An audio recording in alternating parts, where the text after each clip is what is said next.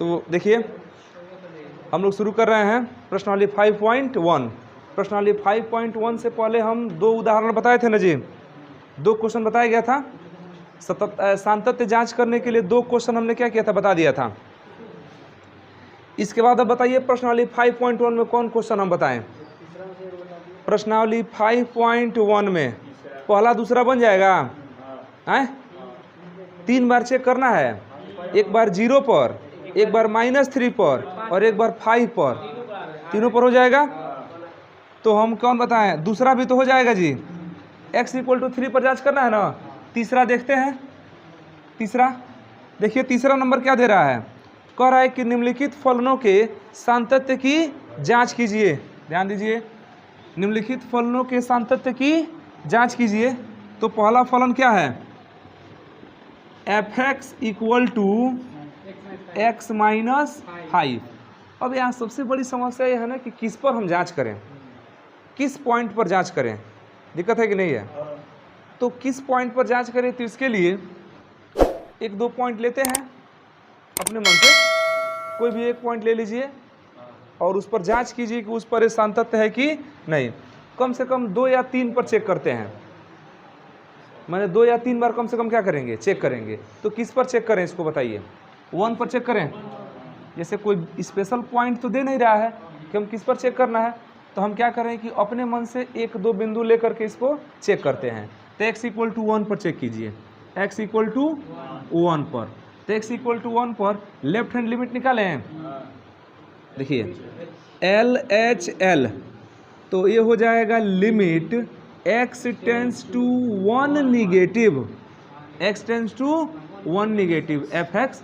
समझ में आ रहा है, x → 1 निगेटिव। कल का सारा चीज़ इस पर हम लोग डिस्कस किए हैं, तो अब कल वाला नहीं पढ़ के सीधे उसका उपयोग हम कर रहे हैं। तो लिमिट अब लिखिए h → 0, क्योंकि हम 1 से थोड़ा सा माइनस में ला रहे हैं। तो f 1 - h ना होगा, x के बदले में 1 रख रहे हैं, लेकिन उससे हम लेफ्ट में जा रहे हैं, इसलिए -h और h इतना छोटा कि किसके तुल्य, लगभग 0 के तुल्य।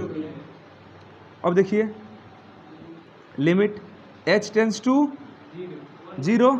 अब f1 - h fx बराबर x - 5 न है, तो x के बदले में 1 - h हो रहा है, तो x के बदले में रख देंगे 1 - h -5। इसमें तो कोई दिक्कत है नहीं।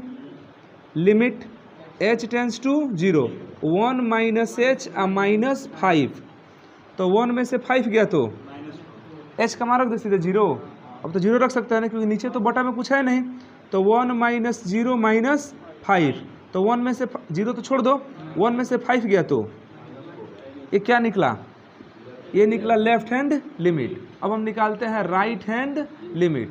तो राइट हैंड लिमिट निकालिए। तो राइट हैंड लिमिट में लिमिट x → 1 पॉजिटिव fx ना होगा। राइट मतलब कि दाहिने तरफ प्लस मानेंगे। अब x के बदले में 1 रखेंगे, क्या रखेंगे 1। देखिए f x के बदले में क्या रखेंगे 1, लेकिन 1 से थोड़ा सा राइट में निकालना है ना, तो उसके लिए +h।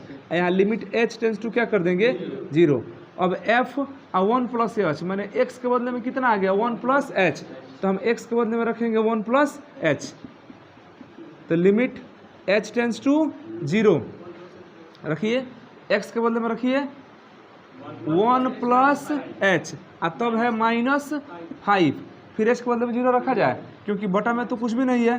तो 1 + 0 - 5, 0 छोड़ दो, और 1 में से 5 गया तो -4। तो राइट हैंड लिमिट आ गया। अब एक बार डायरेक्ट f1 निकालिए, नहीं f1 निकालेंगे। तो जैसे f1 रखेंगे तो ये हो जाएगा 1 - 5, 1 - 5। तो f1 = 1 - 5 हो जाएगा -4।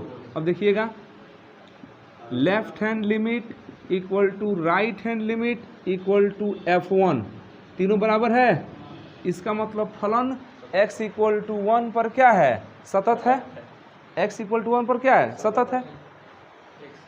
2 पर चेक कर लीजिए एक बार किस पर चेक कर लीजिए 2 पर। तो 2 पर भी हमारा अगर सतत आ जाएगा तो हम कह दें कि फलन क्या है, सतत है। समझ में आ रहा है। 2 पर चेक करिए, 3 पर, मतलब कम से कम 2 बार जरूर चेक कीजिए। असंभव हो तो 3 बार चेक कर लेंगे और बढ़िया रहेगा। 3 बार में एकदम कन्फर्म हो जाते हैं कि एकदम फलन क्या है, सतत है। और जब 3 गो अलग अलग मान पर सतत हो जाएगा ना, तो हम कह देंगे कि x के प्रत्येक मान पर सतत है, x के प्रत्येक मान पर सतत है। तो ऐसा आप कर सकते हैं। आए आए बिल्कुल मान सकते हैं, 2 पर तुम मान लो, कुछ भी कर सकते। अपना मैंने दबाया, हम कुछ नहीं किए। जहाँ चाहो वो तुम मान सकते हो, उसमें कोई समस्या नहीं है। हाँ बिल्कुल, 3 मान सकते हैं, 2 मान सकते हैं, -1 मान सकते हैं, कुछ भी मानो, कोई फर्क नहीं पड़ता है। समझ में आ रहा है? तुम x = 5 पर मानो ना, क्या दिक्कत है? x = 5 पर मान दो, कोई समस्या नहीं है, हो जाएगा जी। b वाला है fx = 1/x - 5। देखिएगा fx = 1/x - 5। आगे कह रहा है कि x = 5 पर नहीं चेक करना है, क्योंकि नीचे 0 हो जाएगा ना, तो हमको 5 छोड़ के बाकी पर चेक कर लेना। अब बाकी पर सतत हो ही जाएगा, हो जाएगा सतत। और सी वाला देखिएगा, इसको भी x = -5 पर नहीं चेक करना है, ध्यान देना। क्या नहीं रखना है? x = -5 नहीं रखना है। तो सबसे बढ़िया तरीका है ना कि x² माइनस जो 25 है, हाँ 5 का स्क्वायर के नीचे वाला कटा दो, सबसे बढ़िया है। बाकी जो बचेगा उस पर रख के चेक कर लेना, कोई दिक्कत इसमें? आगे बढ़े, 4 नंबर देखिए। आए तो माड में क्या दिक्कत है? माड, अरे माड में से निकलेगा तो ऐसे ही माइनस प्लस से कोई मतलब नहीं रहता है, वो तो ठीक है, हो जाएगा वो।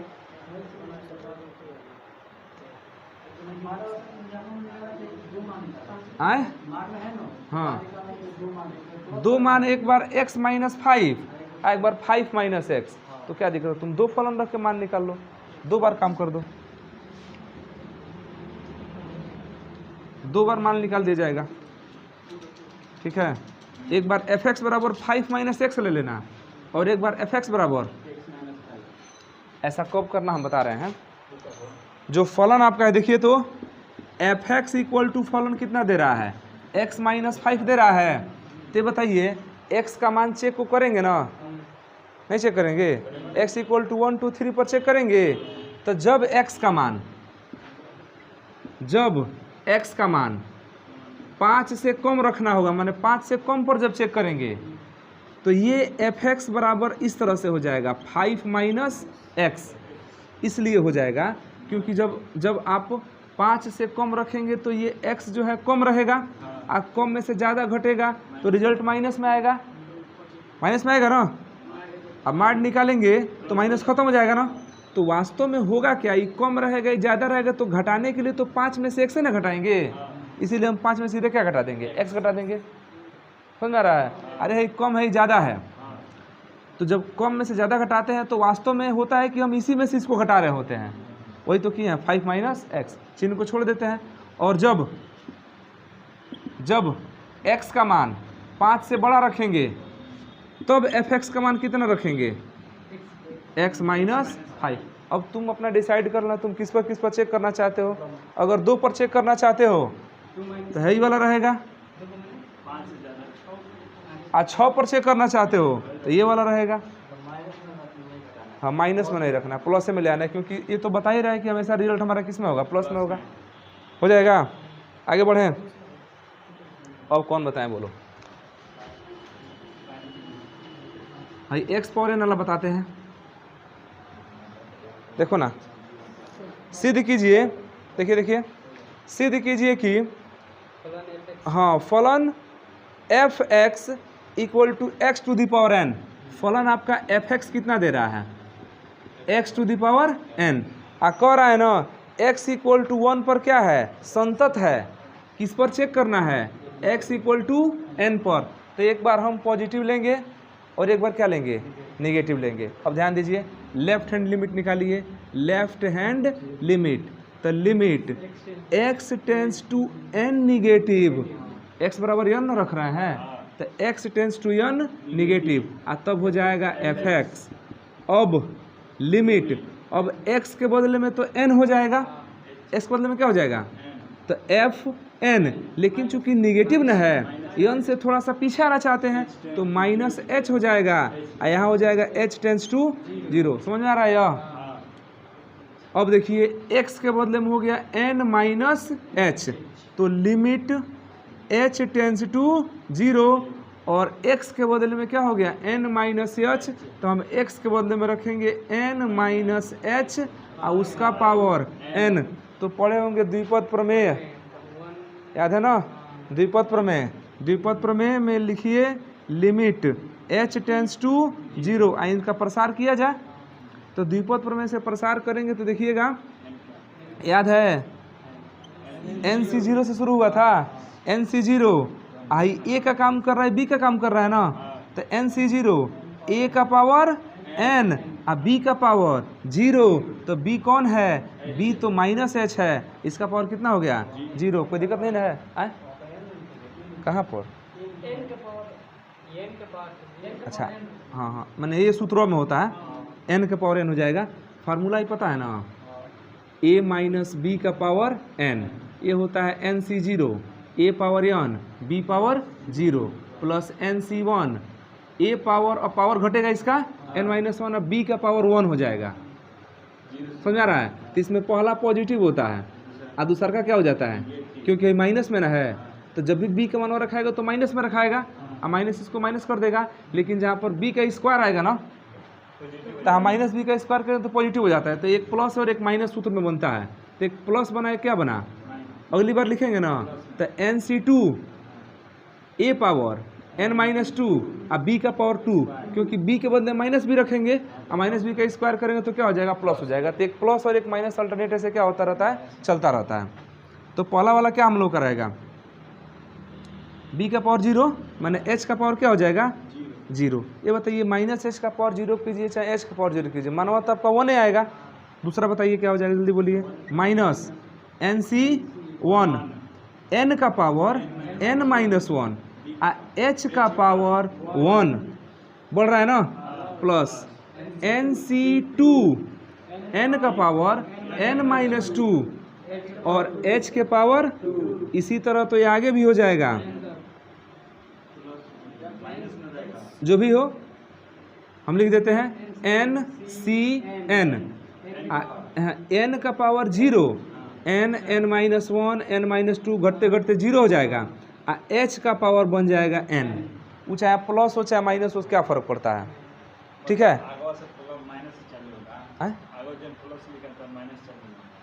आगे प्लस, यह ना, यही ना, अरे तो ही खींच दिए हैं आगे डॉटेड लाइन, है डॉटेड लाइन है लास्ट में लिख दिए हैं। अब ठीक है, हाई वाला प्लस भी हो सकता है माइनस भी हो सकता है, समझ में आ रहा है, कुछ भी हो सकता है। अब क्या कीजिए कि अब देखिए कितना हो रहा है, लेफ्ट हैंड लिमिट, हाई वाला मान बताएं कितना होगा, NC0 का मान 1 होता है, NC0 का मान कितना होता है 1 और h का पावर 0 इसका मान भी 1, तो n के पावर n तो केवल बच रहा है यहाँ पर, n के पावर n। अब एक चीज़ बताइए, इधर आप कुछ भी कर दीजिए, सब में तो h और h तो रहबे करेगा और लगातार पावर बढ़ रहा है, h का मान 1, h power 1, h power 2, h power 3, ऐसे ऐसे h पावर n। तो इसमें ही एक h खत्म भी हो रहा है, बाकी सब में क्या रह रहा है, h रह रहा है ना, बाकी सब में क्या रह रहा है, h रह रहा है। तो जब बाकी सब में h रह रहा है तो जब हम h का मानवा रखेंगे तो यहाँ से लेके सब तो ही 0 हो जाएगा, -0 + 0 -0 + 0 कहाँ तक, लास्ट वाला 0 नहीं समझा भी। h का मान यहीं पर ना नहीं रखना पड़ रहा है, ये तो 1 हो जा रहा है, h पावर 0 1 हो जाएगा, खत्म हो गया h, n का पावर n ही बच रहा है, NC0 कितना होता है 1 होता है, बाकी सब में h है ना, तो जब h का मान 0 रखेंगे तो पूरा क्या कर देगा 0, तो कितना आ गया n पावर n। तो लेफ्ट हैंड जो लिमिट है वो कितना आ गया n पावर n। कोई दिक्कत इसमें? अब निकालते हैं right hand limit, right hand limit, तो limit x tends to n positive fx, कोई दिक्कत नहीं ना है, और लिमिट अब लिखेंगे h टेंस टू 0 और f, x के बदले में तो n हो गया और थोड़ा सा राइट में जाना चाहते हैं तो इसके बदले में +h, समझ रहे हैं, माने अब हो जाएगा लिमिट h टेंस टू 0। अब जो f x equal to x के पावर n था ना, अब x के बदले में हो गया n प्लस h का पावर n। सब चीज़ हुआ तो वही आएगा, सूत्रवा तो वही है, बस जो माइनस दिख रहा है ना, इस सब का सब क्या हो जाता है, प्लस हो जाएगा। तो जैसे ही सब का सब प्लस होगा तो लिमिट h टेंस टू 0, देखिए n c 0, n के पावर n, h के पावर 0, फिर क्या हो जाएगा, अब तो प्लस में रहेगा n c 1, n के पावर n माइनस 1, ये घटेगा ना, h के पावर 1, फिर प्लस n c 2, n के पावर n माइनस 2, पावर घट रहा है, h का पावर क्या हो रहा है, बढ़ रहा है, लास्ट तक जाएगा n c n, n के पावर 0, h के पावर n हो जाएगा, n का पावर लगातार घटते घटते क्या हो जाएगा 0, h का पावर बढ़ते बढ़ते क्या हो जाएगा n। तो फिर वही कम करेंगे, h का पावर 0 1, n c 0 1, क्या बचा n पावर n। अब बाकी सब में तो h उपस्थित है, सब क्या हो जाएगा 0। और जब 0 हुआ तो n का पावर कितना आ गया, तो राइट हैंड लिमिट भी कितना आ गया, राइट हैंड लिमिट भी कितना आ गया, n का पावर n। अब एक बार डायरेक्ट निकालिए एफ एन, नहीं जी, तो एफ एन मतलब x का मान सीधे n रखेंगे, तो ये भी हो गया n के पावर n। देखिएगा तीनों बराबर आ गया है, थोड़ा यहाँ पर छोटा किए तो ज़्यादा दिक्कत नहीं ना है। मान लीजिए इसी में से ना h खत्म हो रहा है, बाकी सब में h बच रहा है, तो 0 रखेंगे तो पूरा पूरा क्या हो जाएगा, 0 हो जाएगा। अब हम लोगों का क्या हो गया, left hand limit equal to right hand limit equal to f n. अतः x इक्वल टू n पर फलन संतत है, संतत है चाहे सतत है कोई बात नहीं है, प्रूफ हो गया। क्वेश्चन नंबर 7 देखिए, 7 नंबर है f x mod x plus 3, f x equal to mod x plus 3, ये कब है, यदि x लेस आर इक्वल -3, माने x का मान अगर -3 या 3 से छोटा है तो हम इस फलन का प्रयोग करेंगे। -2x कब, यदि फलन का मान जो x है ना वो -3 से बड़ा हो, ध्यान देना, -3 से बड़ा हो लेकिन 3 से क्या हो, छोटा हो। माने x का मान जब -3 से बड़ा और 3 से छोटा होगा तो इस फलन का प्रयोग करेंगे। और उसके बाद है 6x प्लस 2, यदि ये कब प्रयोग करेंगे, जब x का मान 3 या 3 से बड़ा हो जाएगा ना तब इसका हम प्रयोग करेंगे। देखिए 3 फलन है ना, इसमें कितने पॉइंट आपको दिख रहे हैं, 2 पॉइंट दिख रहा है, एक -3 और एक 3, एक -3 और एक 3, दो ही ना पॉइंट दिख रहा है। तो हम 2 बार इसको चेक करेंगे, एक बार -3 पर और एक बार 3 पर, ठीक है। तो सबसे पहले किस पर चेक करें, x इक्वल टू -3 पर हम चेक करते हैं। अच्छा दूसरा कोई अंक थोड़ी दिख रहा है, x का मान इसी के ना आसपास है, -3 और 3 के आसपास घूम रहा है इसका मान। तो x का मान पहले फलन को किस पर चेक करते हैं, x इक्वल टू -3 पर। तो x इक्वल टू -3 पर अगर आप लेफ्ट हैंड लिमिट निकालेंगे तो क्या मिलेगा, limit x tends to -3 negative f x. तो -3 निगेटिव मतलब कि -3 से छोटा, -3 का मतलब क्या है, निगेटिव मतलब -3 से छोटा। तो लिमिट f x के बदले में तो -3 और उससे छोटा होना चाहते हैं थोड़ा सा कम, माने -h, h टेंस टू क्या कर देंगे 0, समझ में आ रहा है। तो f -3 -h। अब बताइए जब x का मान -3 से छोटा है तो इसमें कौन फलन यूज करेंगे, ऊपर वाला यूज करेंगे, ऊपर वाला, ठीक है। मतलब कि लिमिट h टेंस टू 0। अब भाई जो x के बदले में -3 -h रख रहे हैं ना, वो रखा गया किस में, ऊपर वाला में, समझ में आ रहा है। तो रखिए माड -3 -h आप +3, इसमें माइनस कॉमन कीजिए ना, -3 + h हो जाएगा आप +3, अब माड से बाहर निकलेगा तो माइनस खत्म। तो लिमिट h टेंस टू 0, बाहर निकलेगा तो 3 प्लस एच बच जाएगा, 3 प्लस एच। आप प्लस बाद में क्या है 3 है, एच का मान 0 रखिए, 6 आ जाएगा ना। तो लेफ्ट हैंड लिमिट हमारा कितना आ गया 6 आ गया, ठीक है। अब हम इसका राइट हैंड लिमिट निकालें तो राइट हैंड लिमिट, तो राइट हैंड लिमिट में लिमिट x टेंस टू -3 का पॉजिटिव अब हमको लेना है, माने -3 से थोड़ा सा कहाँ जाना है आगे जाना है, माने उससे ज़्यादा हमको मान रखना है। तो limit h tends to 0 f -3 से थोड़ा सा बढ़ जाइए, तो -3 से जहाँ बढ़े तो कौन फलन होगा दूसरा -3 से x ज़्यादा है, देख लीजिए -3 से प्लस h हो गया है ना, ज़्यादा है, तो फलन हमारा कौन रखाएगा -2x। तो लिमिट h टेंस टू 0, तो f हाई है x का मान, तो -2 गुणे x का मान कितना -3 प्लस h, कोई दिक्कत इसमें। लिमिट h टेंस टू 0, 3 दूना प्लस 6 -2h, h का मान 0 रख दो, केवल 6 आ गया। तो राइट हैंड लिमिट भी देख रहे हैं 6 आ गया। अरे अभी निकालो ना, अभी f -3 निकालना बाकी है ना, तीसर को तो निकालेंगे। तो f -3 x का मान एग्जैक्ट -3 के बराबर हो गया, तो फलन ऊपर वाला रहेगा, तो x के बदले में सीधे क्या रख देंगे -3, तो -3 आप +3, -3 से माइनस बाहर निकल जाएगा, 3 + 3 = 6, तो f -3 भी कितना आ गया 6 आ गया। इसका मतलब कि जो फलन है वो x -3 पर क्या है सतत है। तो लिखेंगे कि left hand limit equal to right hand limit equal to f -3, अतः